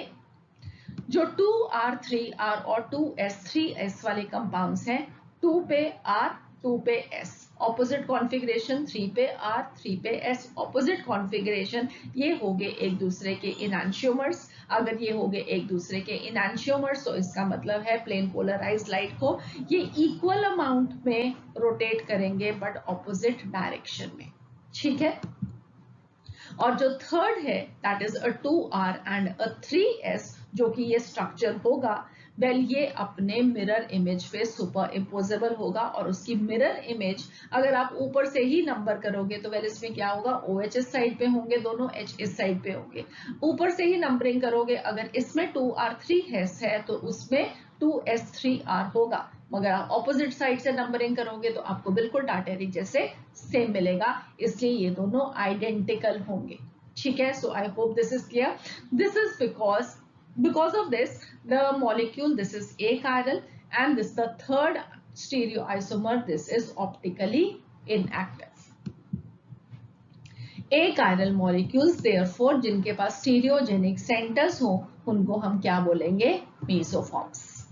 सो अगर अभी हमें मेसोफॉर्म्स को आइडेंटिफाई करना हो तो क्या करना चाहिए? बेस्ट वे है कि आप एक फिशर प्रोजेक्शन उस कंपाउंड की ड्रॉ करो और देखो उसके अंदर प्लेन ऑफ सिमेट्री आपको इजीली आइडेंटिफाई हो जाएगा। तो जैसे कि हमने अभी 2,3 ब्यूटेन डाइऑल ड्रॉ किया, उसके अंदर आपने C2 और C3 के बीच में एक लाइन ड्रॉ की, डैश लाइन है जो कि प्लेन को रिप्रेजेंट कर रही है, और इस प्लेन ने इस मॉलिक्यूल को दो हाफ्स में डिवाइड किया और वो दोनों एक दूसरे के मिरर इमेज हाफ्स हैं जो कि आपको इन दोनों स्ट्रक्चर्स में नहीं दिखाई देगी। तो बेस्ट वे है कि कोई भी प्रोजेक्शन आपके पास है उसको आप फिशर प्रोजेक्शन में कन्वर्ट करके लिखो और वहां पे आपको प्लेन ऑफ सिमेट्री मिल जाएगी, तो वो मेसोफॉर्म होगा, ठीक है। अब जो मीजो कंपाउंड्स हैं हम उनको ऑप्टिकली इनएक्टिव क्यों कहते हैं, जबकि उनके अंदर कायरलिटी सेंटर प्रेजेंट है?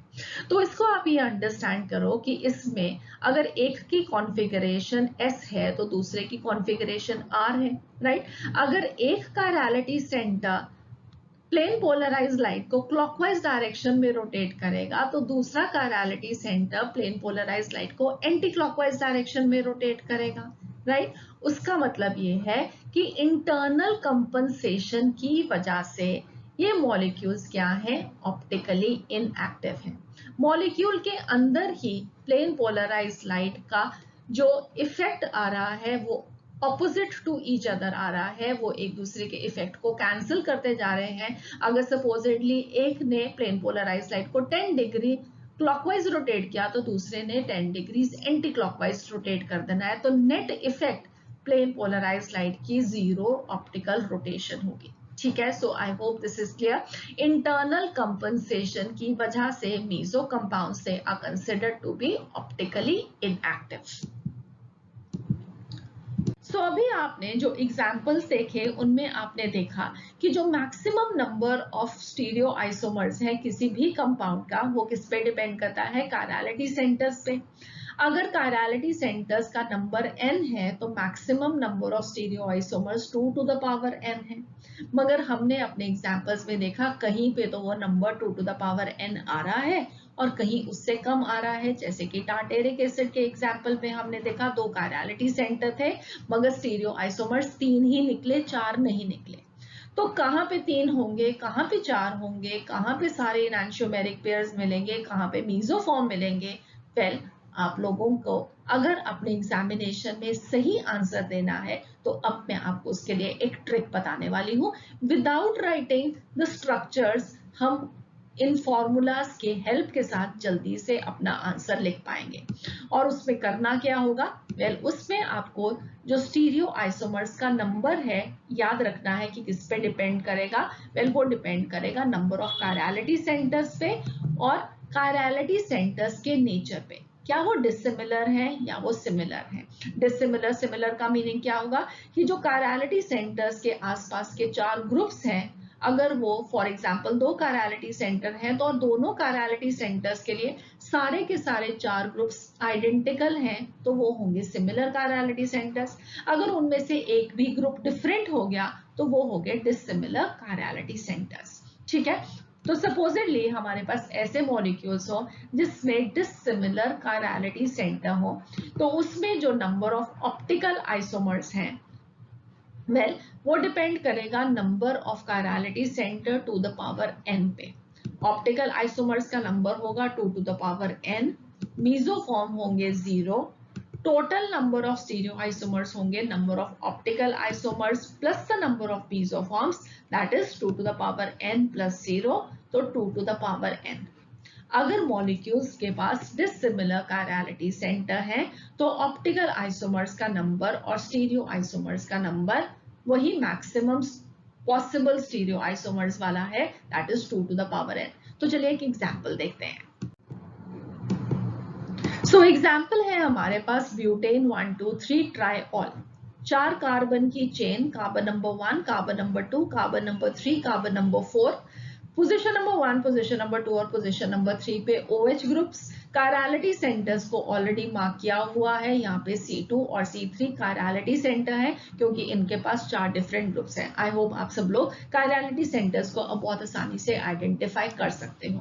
अब आप यहाँ पे देखोगे कि ये दोनों कायरलिटी सेंटर्स जो हैं वो डिसिमिलर हैं। अगर यहाँ पे इस वाले C के साथ एक HOH CH2OH लगा है तो दूसरी साइड ये वाले कायरलिटी सेंटर के साथ क्या लगा हुआ है, CH3 लगा है, तो ऑब्वियसली जो दूसरी साइड का ये वाला ग्रुप होगा वो भी डिफरेंट होगा। ठीक है, सो आई होप आप लोगों को समझ में आ गया कि ये डिसिमिलर कायरलिटी सेंटर्स कैसे हैं। अब डिसिमिलर कायरलिटी सेंटर्स 2 का नंबर, इसका मतलब है n टू द पावर 2। अगर n टू द पावर 2 है तो ऑप्टिकल आइसोमर्स का नंबर कितना होगा, 2 to the power n। Mesoforms कितने होंगे, number of optical isomers 2 to the power 2, इसका मतलब है 4। ठीक है, और मेसोफॉर्म कितने होंगे, 0, और total number of stereo isomers कितने होंगे, 4 प्लस 0, दैट विल बी 4। हम क्या ये स्ट्रक्चर्स ड्रॉ कर सकते हैं, हम जल्दी से ड्रॉ कर सकते हैं। Structure number 1, structure number 2, structure number 3, structure number 4। अब आप देखोगे कि स्ट्रक्चर नंबर 1 और स्ट्रक्चर नंबर 2 एक दूसरे के इनैंशियोमर्स हैं। ठीक है, आप इसको कॉन्फ़िगरेशन से देख सकते हो, एक दूसरे को मिरर इमेजेस रख के इस कॉन्फ़िगरेशन को 180 डिग्री के एंगल पे रोटेट करके जिस तरीके से भी आप चाहो उससे देखो और आप लिखोगे कि ये दोनों एक दूसरे के इनैंशियोमर्स। थर्ड और फोर्थ एक दूसरे के इनैंशियोमर्स, कोई भी मेसोफॉर्म नहीं मिला। Total number of stereo isomers 4 हैं और यहाँ पे आप देख रहे हो कि ये चारों के चारों क्या हैं, ऑप्टिकली एक्टिव हैं। वो स्टीरियो आइसोमर्स हैं, वो मिरर इमेज कंपाउंड्स हैं जो कि ऑप्टिकली एक्टिव हैं, इसलिए हम इनको क्या बोलेंगे, optical isomers. All the isomers having the same molecular formula, having the same structural formula, सिर्फ they are differing in the spatial arrangement of atoms और चारों के चारों ऑप्टिकल एक्टिविटी शो करते हैं। So they are 4 optical isomers. So next अब हम देखते हैं मॉलिक्यूल्स जहां पे कायरलिटी सेंटर सिमिलर है। कायरलिटी सेंटर सिमिलर है और हमारे पास मॉलिक्यूल्स के पास even number of chiral carbons हैं, तो इसको 2 पार्ट्स में डिवाइड करेंगे। अगर मॉलिक्यूल के पास even number of chirality centres हैं या odd number of chirality centres हैं, तो सबसे पहले अगर number of chirality centres even है और कायरलिटी सेंटर्स सिमिलर हैं, तो वेल उसके लिए जो फॉर्मूला है वो ये है कि number of optical isomers that will be equal to 2 to the power n-1, mesoforms will be equal to 2 to the power n/2 minus 1, total number of stereo isomers इन दोनों का सम होगा 2 to the power n-1 plus 2 to the power n/2 minus 1। For example अगर हम देखें tartaric acid, आप already देख चुके हो कि टार्टेरिक एसिड के अंदर 2 कायरलिटी सेंटर हैं, 2 कायरलिटी सेंटर हैं और दोनों chirality centre similar chiral carbons थे, दोनों के आसपास जो ग्रुप्स लगे हैं वो सारे सिमिलर हैं, राइट। तो n टू द पावर 2 है, total number of optical isomers कितने निकलेंगे, 2 to the power n-1। n कितना है 2, 2 - 1 1, इसका मतलब है 2 टू द पावर 1 दो ऑप्टिकल आइसोमर्स, ठीक है। उसके बाद mesoforms 2 to the power n by 2 minus 1, तो 2 की n की वैल्यू 2 पुट की सॉल्व करोगे तो 2 टू द पावर 0 आएगा, दैट मीन्स 1। तो एक मीसोफॉर्म दो ऑप्टिकल आइसोमर्स, तो total number of stereo isomers कितना हो गया 3, यही हमने अभी ढूंढा था, ठीक है। आई होप आप लोगों को अच्छे से अब समझ में आ गया कि without even writing the structures किसके कौन सा आइडेंटिकल है, कौन सा आइडेंटिकल नहीं है, कौन से एनांशियोमेर्स है, कौन सा मीसोफॉर्म है, अगर सिर्फ नंबर ही लिखना है तो आप इन फॉर्मूलाज के साथ जल्दी से लिख सकते हैं। तो जल्दी से एक रीकैप करते हुए उन तीनों स्टीरियो आइसोमर्स का स्ट्रक्चर नंबर 1 और स्ट्रक्चर नंबर 2 एक दूसरे के मिरर इमेज कंपाउंड्स, और स्ट्रक्चर नंबर 3 एक मीसोफॉर्म जिसके अंदर प्लेन ऑफ सिमेट्री प्रेजेंट है। स्ट्रक्चर नंबर 1 और 2 को हम बोलेंगे इनांशियोमर्स, स्ट्रक्चर नंबर 2 और 3 को बोलेंगे डायास्टीरियोमर्स, स्ट्रक्चर नंबर 1 और 3 को भी डायास्टीरियोमर्स, ठीक है। सो आई होप आप लोगों को अभी कंसेप्ट बहुत अच्छा और परफेक्टली स्ट्रॉन्ग हो गया, आपको एग्जामिनेशन में कोई भी क्वेश्चन तंग नहीं करेगा। सो नेक्स्ट हम देखते हैं वो मॉलिक्यूल्स जिसमें अगेन सिमिलर कायरलिटी सेंटर है मगर नंबर ऑफ कायरल कार्बन्स कितना है ऑड। तो उसके लिए क्या फॉर्मूलाज हैं, सबसे पहले ऑप्टिकल आइसोमर्स कितने होंगे 2 to the power n minus 1 minus 2 to the power n minus 1 divided by 2। Mesoform कितने होंगे 2 to the power n minus 1 divided by 2। Total number of stereo isomers कितने होंगे इन दोनों का टोटल, जब इसको सॉल्व करोगे तो आपके पास जो आंसर आएगा वेल वो कितना आएगा 2 to the power n minus 1। ये और ये एक दूसरे से टर्म्स कैंसिल हो जाएंगी, तो 2 to the power n minus 1 maximum number of stereo isomers. तो एक एग्जांपल देखते हैं, एग्जांपल है हमारे पास ट्राई हाइड्रोक्सी ग्लूटारिक एसिड, उसमें हमारे पास 3 सिमिलर कायरल कार्बन एटम्स हैं। वेल ये मैं आपको यहाँ पे ना बता के अभी जब इसका स्ट्रक्चर ड्रॉ करेंगे फिर वहां पे दिखाऊंगी, तो वहां पे आपको एक बहुत important piece of information again और देने वाली हूँ जो कि आपको लिए बहुत हेल्पफुल रहेगा, राइट। तो हमारे पास यहाँ पे जो कायरलिटी सेंटर्स का नंबर आएगा वो है 3। Total number of optical isomers, well अगर आप फॉर्मूला पुट करोगे तो n की वैल्यू 3 पुट करोगे, इसको सॉल्व करोगे तो आपके पास total number of optical isomers आएंगे 2। मीसोफॉर्म सॉल्व करने पास आपके पास आएंगे 2, तो total number of stereo isomers कितने बनेंगे 4, ठीक है। अगर हम total maximum number of stereo isomers देखते हैं तो वो कितने बनने चाहिए हैं, कायरलिटी सेंटर्स अगर 3 हैं तो 2 to the power n, 2 to the power 3 तो 6, मगर यहाँ पे बन कितने रहे हैं 4। इसका मतलब है कि जो मीसोफॉर्म्स अगेन होंगे उनके जो मिरर इमेज कंपाउंड्स होंगे वो इन मीसोफॉर्म्स के आइडेंटिकल होंगे, इसीलिए दो स्ट्रक्चर्स कम हो गए, ठीक है। तो आई होप अब आप लोगों को सब कोरिलेशंस अच्छे से समझ में आ रहे हैं, ग्रेट। तो ट्राई हाइड्रोक्सी ग्लूटारिक एसिड के अंदर 4 स्टीरियो आइसोमर्स पॉसिबल हैं। सबसे पहले मैं उनको ड्रॉ करती हूँ, structure number 1, structure number 2, structure number 3 और स्ट्रक्चर नंबर 4। इनको आप कैसे डिफरेंशिएट कर सकते हो, इनैंशियोमर्स में, डायास्टीरियोमर्स में, आप इसको RS कॉन्फ़िगरेशन से कर सकते हो, ठीक है। आप लोग ये सबक सीख चुके हैं। वेल अब यहाँ पे मुझे जो आपको एक्सप्लेन करना है इन एडिशन, वो बहुत ध्यान से सुनना, वो बहुत इंपॉर्टेंट है आप लोगों के लिए, फाइन। तो सबसे पहले ट्राई हाइड्रोक्सी ग्लूटारिक एसिड का स्ट्रक्चर, ऊपर COOH ग्रुप, उसके बाद carbon number 2, carbon number 3, carbon number 4, carbon number 5, तो पेंटेन 1,5 डाइओइक एसिड हो गया, और 2, 3, 4 पोजीशन पे हमारे पास OH ग्रुप है तो ये बन जाएगा 2, 3, 4 try hydroxy pentane 1,5 dioic acid. ये हो गया स्ट्रक्चरल फॉर्मूला, ठीक है। उसके अकॉर्डिंगली हमने स्ट्रक्चर भी ड्रॉ कर दिया, वेरियस स्टीरियो आइसोमर्स भी ड्रॉ कर दिया। अब हम यहाँ पे कह रहे हैं कि इसके पास 3 सिमिलर कायरलिटी सेंटर्स हैं। इसको प्लीज बहुत ध्यान से सुनना, बहुत इंपॉर्टेंट है, नहीं समझ में आएगा अदरवाइज आपको, फाइन। तो अगर आप C2 और C4 को देखोगे तो आप बहुत आसानी से बता सकते हो कि वेल इन दोनों कायरलिटी सेंटर्स के आसपास 4 डिफरेंट ग्रुप्स हैं, और जो 4 ग्रुप्स हैं वो दोनों सिमिलर हैं। COH इधर, COH इधर, OH इधर, OH इधर, H इधर, H इधर, इस वाले कार्बन के लिए ये वाला सारा ग्रुप, इस वाले कार्बन के लिए ये वाला सारा ग्रुप, चारों ग्रुप सिमिलर हैं। तो ये कायरलिटी सेंटर और ये कायरलिटी सेंटर एक दूसरे के साथ नेचर में सिमिलर है।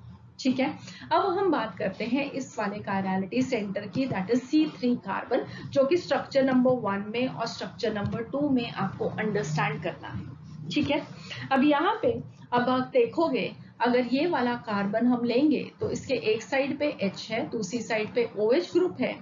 इस साइड पे ये जो कार्बन है इसके पास एक OH, COH और H है। ये भी कार्बन है जिसके पास एक OH, COH और H ग्रुप है।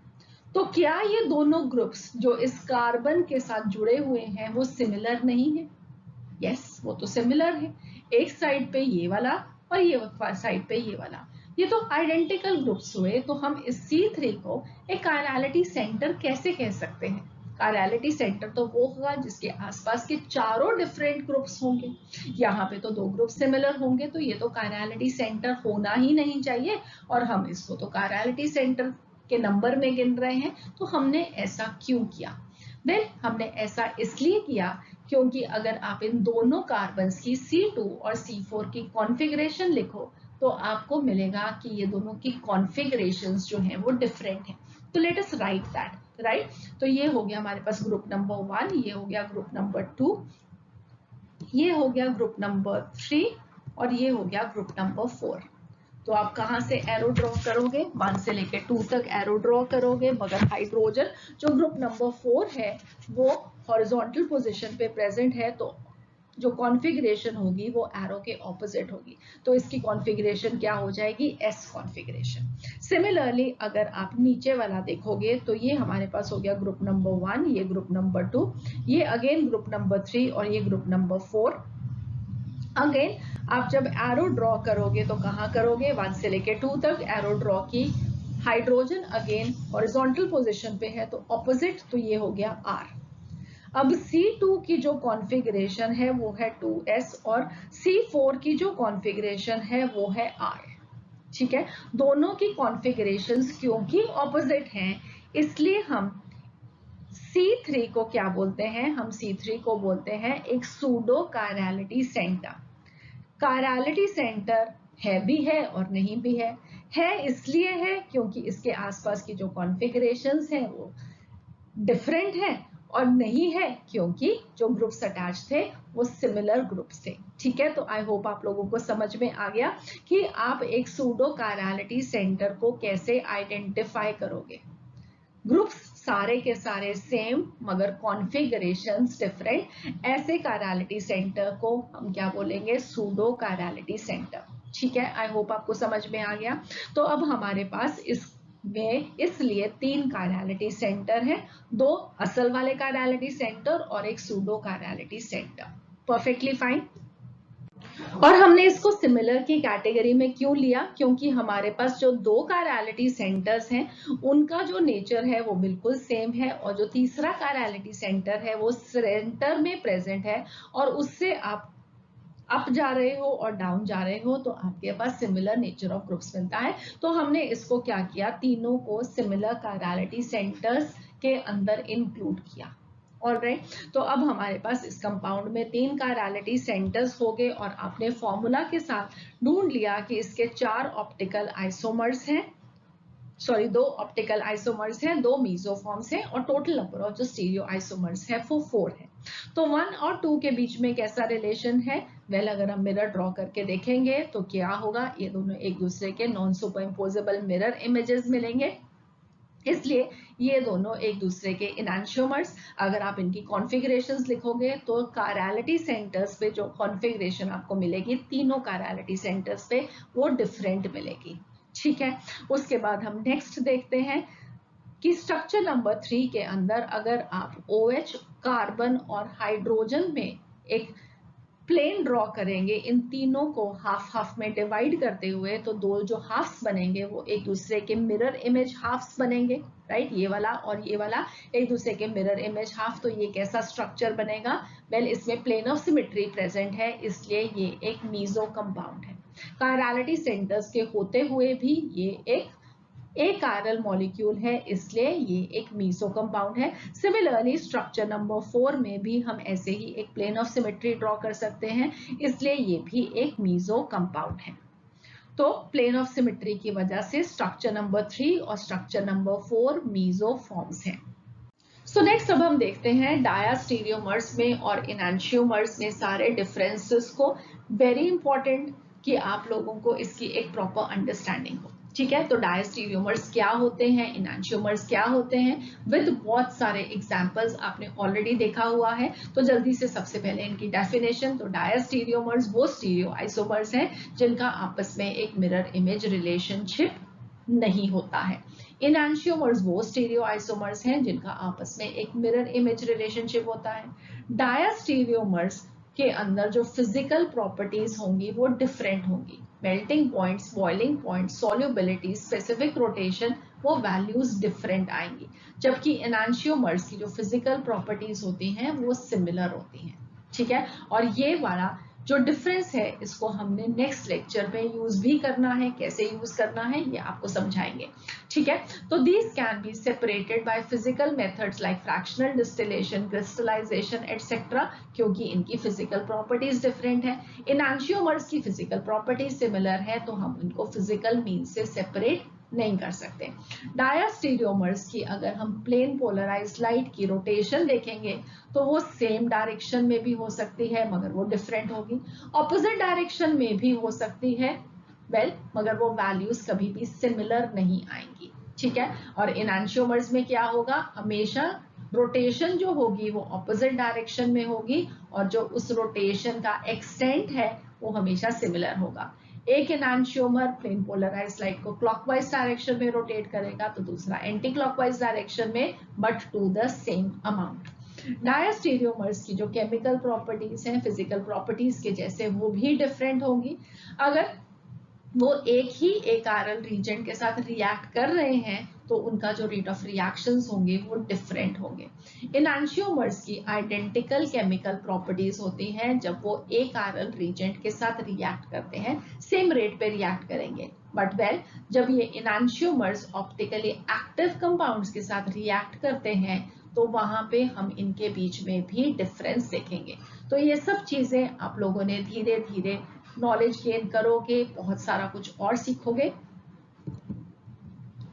यहाँ पे आज का डिस्कशन कंप्लीट हुआ और कंप्लीट होते ही आपके लिए क्वेश्चन है कि आपने इस लेक्चर में से क्या गेन किया। तो क्वेश्चन है, in the molecule two three dihydroxy butanoic acid, जिसका स्ट्रक्चर आप खुद से ड्रॉ कर सकते हैं बट हमने आपके लिए किया है, राइट। तो 2,3-डाइहाइड्रोक्सी ब्यूटानोइक एसिड में आपको बताना है नंबर 1 क्वेश्चन, कितने स्टीरियो आइसोमर्स पॉसिबल हैं। नंबर 2 क्वेश्चन, आपको उन सारे स्टीरियो आइसोमर्स के IUPAC नेम लिख के भेजने हैं विद द RS कॉन्फ़िगरेशन। जब तक आप RS कॉन्फ़िगरेशन स्टीरियो आइसोमर्स की नहीं लिखोगे तो आपका नेम कंप्लीट नहीं होगा, ठीक है। और उसके बाद आपको लेबल करना है उन मॉलिक्यूल्स को एज इनैंशियोमर्स, डायास्टीरियोमर्स एंड आइडेंटिकल मॉलिक्यूल्स। तो ये सब आंसर्स आप लिख के कमेंट सेक्शन में प्लीज जरूर पोस्ट कीजिए, सो दैट कि हमें भी मालूम लगे कि आपने इस लेक्चर में से कैसे गेन किया। तो पार्ट ए बनेगा कि नंबर ऑफ स्टीरियो आइसोमर्स कितने हैं, तो वो आपका आंसर आना चाहिए है एज पार्ट ए। इस तरीके से आप लिख सकते हैं। तो ये आपका पार्ट ए होगा, नंबर ऑफ स्टीरियो आइसोमर्स कितने पॉसिबल हैं। पार्ट बी में आप 4, 5, 6, 7 जितने भी स्ट्रक्चर्स बनते हैं उसको नंबरिंग करते हुए number 1, number 2, number 3 and so on, आप उन सारे स्ट्रक्चर्स के IUPAC नेम लिख के भेजेंगे। और पार्ट सी में आप ये बताएंगे कि 1 एंड 2 में क्या रिलेशन है, 1 एंड 3 में क्या रिलेशन है, 1 एंड 4 में क्या रिलेशन है, 2 और 3 में एंड सो ऑन। आप इस तरीके से सारे रिलेशंस लिख के भेजेंगे कि क्या वो इनैंशियोमर्स हैं, क्या वो डायास्टीरियोमर्स हैं या वो आइडेंटिकल मॉलिक्यूल्स हैं, ठीक है। So I hope this is clear कि आपका ये होमवर्क है और ये आपको होमवर्क करना है। अगर आप ये नहीं करते हैं तो आप इन लेक्चर्स में से गेन नहीं करेंगे। जहाँ जहाँ पे भी हम आपको जो जो काम देते जा रहे हैं प्लीज़ वो ज़रूर कीजिए। और उसके अलावा बहुत सारी बुक्स हैं, प्रैक्टिस कीजिए अपने क्वेश्चंस को, और जहाँ जहाँ पे आपको कोई डाउट्स आए आप हमेशा हमारे साथ डिस्कस कर सकते हैं। आज का हमारा ये लेक्चर यहीं पे फिनिश होता है। नेक्स्ट लेक्चर में और कुछ इंपॉर्टेंट टॉपिक्स को डिस्कस करेंगे ऑप्टिकल आइसोमेरिज्म से रिलेटेड, बहुत सारे इंपॉर्टेंट टर्म्स जो कि आपके एग्जामिनेशन के लिए बहुत हेल्पफुल होगा उनको अंडरस्टैंड करना। तो मिलते हैं अगली बार। See you again, have a nice day, God bless you.